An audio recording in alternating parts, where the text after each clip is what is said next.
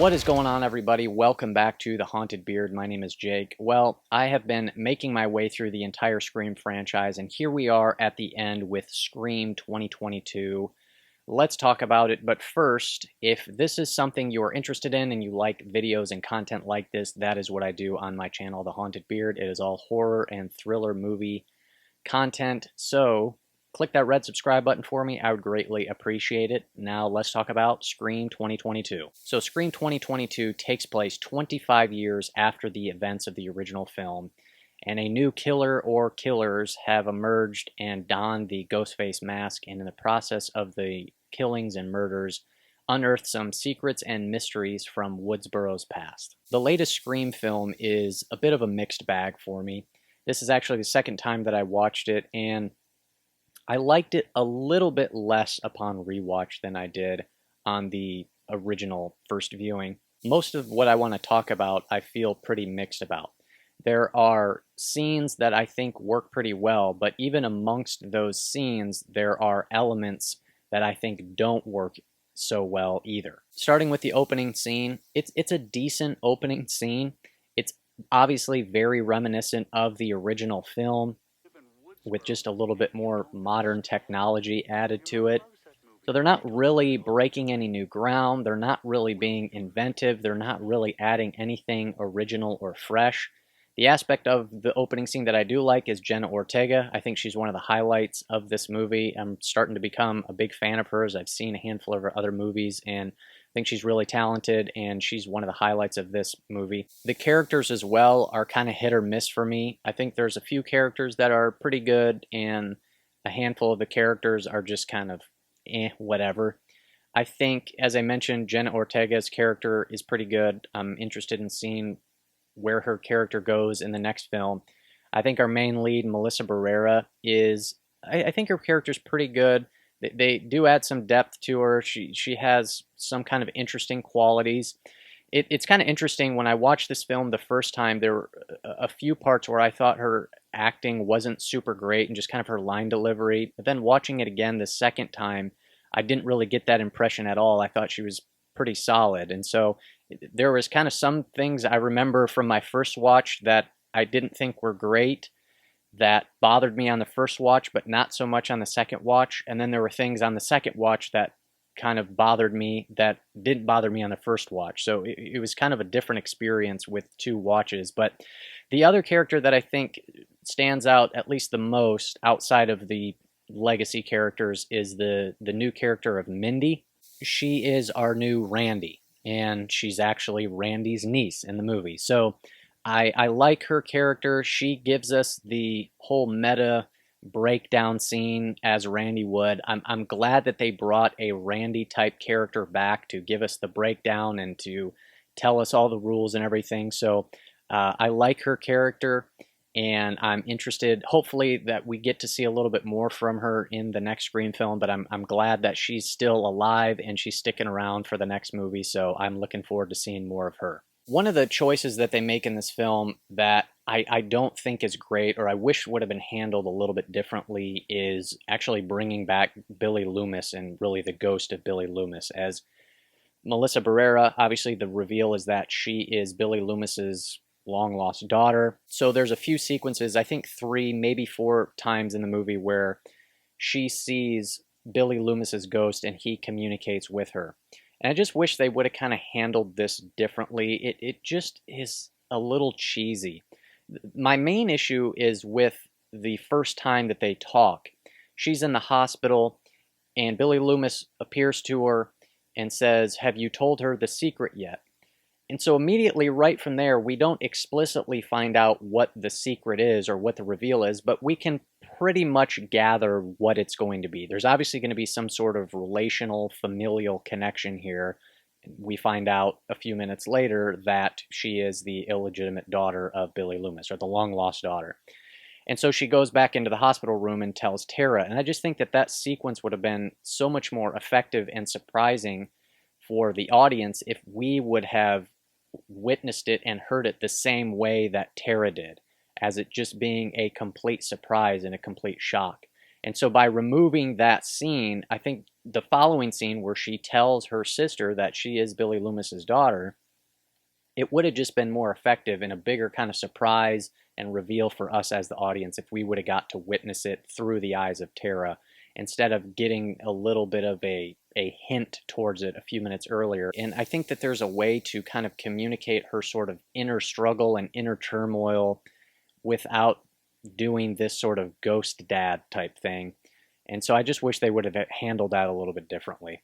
Another aspect in this movie is there is a handful, quite a few, of just cheap, ineffective jump scares. There's another scene where Ghost Dad shows up, Billy shows up, and he's talking to Sam in the car.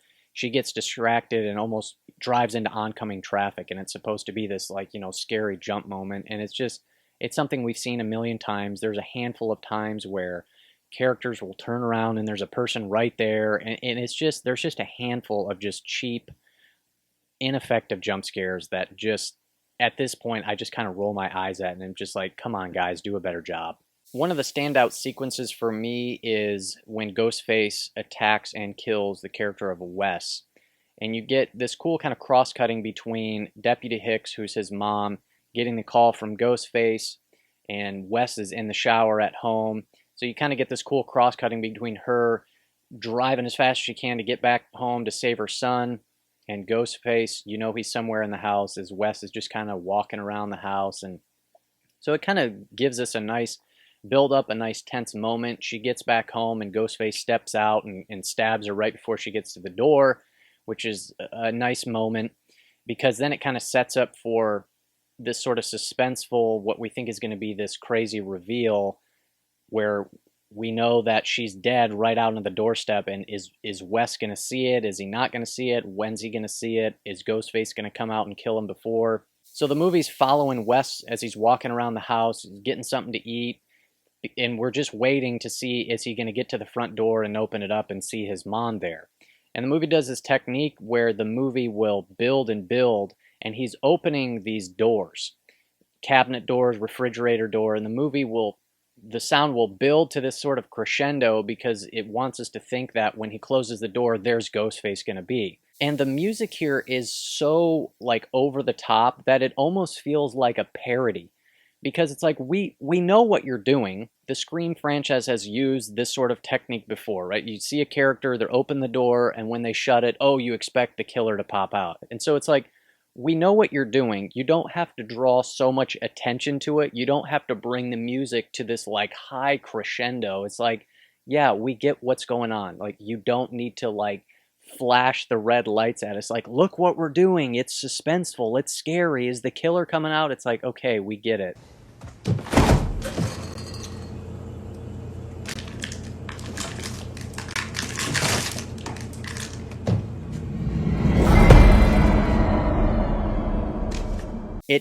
It's so, like, over the top with the music. It feels like a parody. Like if you were doing a parody of this, like that's kind of what you would do. You'd make this super over the top music. And so there is some decent suspense building here, but at the same time there is an element of this that really kind of takes you out of it as well. I want to make a special mention of the character of Dewey because I really like David Arquette in this movie. I like his performance. I like just the aspect of him that is this tired, old, worn out, broken down guy who's still got some fight left in him.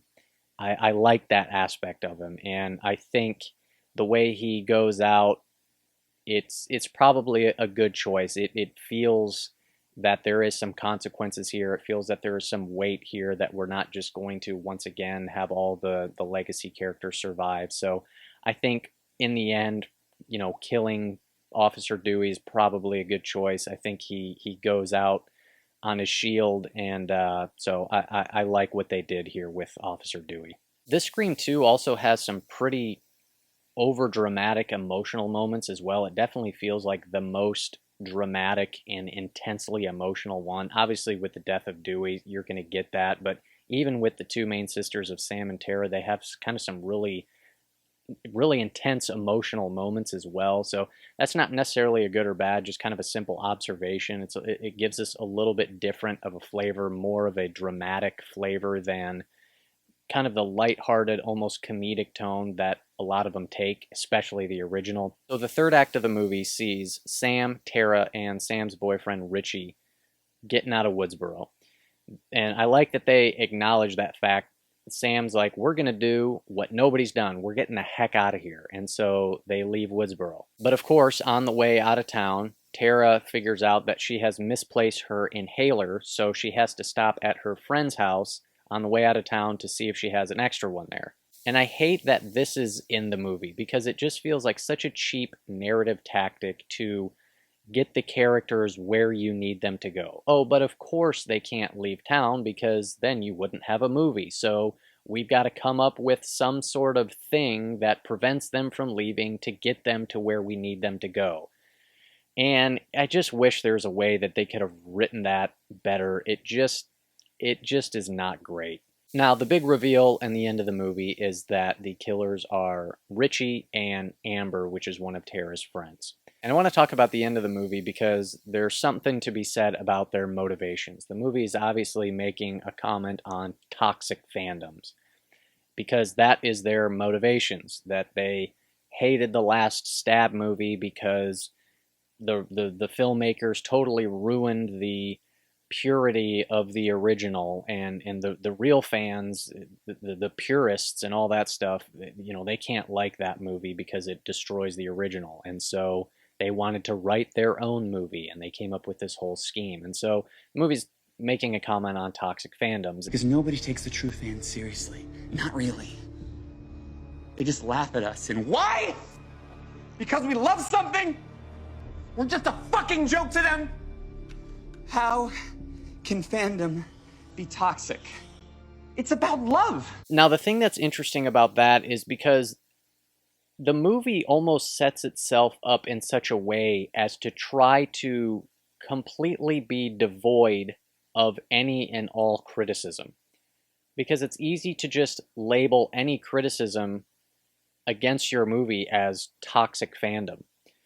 And first of all, that's kind of a good way to sort of ostracize the fans of your franchise, that anybody who doesn't like a movie that you make or is critical of it to any degree, you just, oh, we don't have to listen to them because they're just toxic. And it's like, it's just kind of caricaturizing a group of people who may not like the movie. Now, obviously, there is such a thing as toxic fandom, but at the same time, you have to have the ability to talk about movies and art in a way that is critical to a degree. I mean, that's what it's there for. Art is there to be analyzed and criticized and talked about and discussed. And so to try to make this comment that, and maybe I'm reading too much into this, maybe this isn't what they were trying to say at all, but just because you are critical of a movie or didn't like everything about it, that doesn't automatically equate you with being a toxic fan. Yes, of course there is that level, and that exists. I think Star Wars is probably the most obvious and blatant example of that, but I think where the toxicity comes in at is namely in the attitude, and also how or what you're saying about people who maybe like the thing that you're being critical of. Obviously, in today's world, you either have to be on one extreme or the other to be heard, and I find myself, when it comes to movie fandoms, I'm usually somewhere in the middle. Is this a movie that I absolutely hate and think is terrible? No. But do I think it's total gold and everything about it is absolutely amazing? No. I'm pretty much somewhere in the middle. But where the toxicity could come in at is if I don't like something and then I sit there and trash on other fans if they really like it and say, oh, well, you can't really be a Scream fan and like Scream 2022, and the whole kind of gatekeeping mentality of, oh, well, the real Scream purists, they don't like this movie. And yeah, of course, all that's toxic and it's ridiculous. If you absolutely love this movie, that's awesome. So to kind of summarize all that, my thoughts are this. Yes, of course, there's toxic fandoms, but there is a way to talk about movies and even be critical of a movie without being toxic. And I don't know if it's necessarily what the filmmakers were trying to communicate exactly, but you have to be able to talk about movies without just simply being labeled toxic if you don't like it or being critical of it. And so if the filmmakers are trying to communicate this message that anybody who doesn't absolutely love this thing and think it's the greatest thing ever made is toxic, well, that's just ridiculous. And that's just not even an accurate reflection of, I think, the vast majority of movie fans. So anyways, that was probably a really long-winded rant that went on for probably longer than it should have, but I did have a handful of things to say about the end, and I just wanted to talk about it. So those are kind of my thoughts on it. Overall, I will say too, I like the final kill where Sam just finally gets her vengeance on Richie. That whole scene is just gnarly and bloody, and I am all here for it. I'll be very curious to see what they end up doing with Scream 6. I feel like this is a film now that they have clearly shown that they're wanting to, they've obviously introduced all new characters, and they're wanting to kind of take this thing in a new direction. They killed off Dewey, you have Sidney and Gail left, and as of the latest news that I've heard, it sounds like Neve Campbell isn't going to be signing on to Scream 6, so you may just have Gail. I don't know what the extent of her role will be, or if she'll even have one or not, but they're clearly wanting to take this thing in a new direction, and I think that they need to do something, because I feel like the Scream film is starting to become formulaic. If you watch this, you can clearly see similarities between this and that original film. There is starting to be a Scream formula, and I feel like they need to take a big risk, and it could fail miserably, but it could be great. But they need to take a risk, and I feel like they need to do something with the formula. They need to make sort of a significant structural change with how these movies typically go. I don't know what exactly that should be, but I think that they need to do something significant in Scream 6. So we'll see what happens. I'll be there, and I'll be looking forward to it. So those are just some thoughts on Scream 2022. Overall, as I said, this is kind of a mixed bag, and there's some decent stuff here. I still like the mystery element to it. I like some of the new characters. There's some sequences that work well, but overall, it's just kind of mixed. There's also some negative elements amongst and woven into the positive elements. So for me, this is it's fine. It's a decent enough watch. I'm probably at like probably about a 6 out of 10 for me for Scream 2022. So those are my thoughts. This is obviously the last Scream film, but I'm going to be capping off this entire series of reviews with doing a Scream ranking video to conclude this whole thing. So stay tuned for that. That is coming up next, and we will see you then on The Haunted Beard.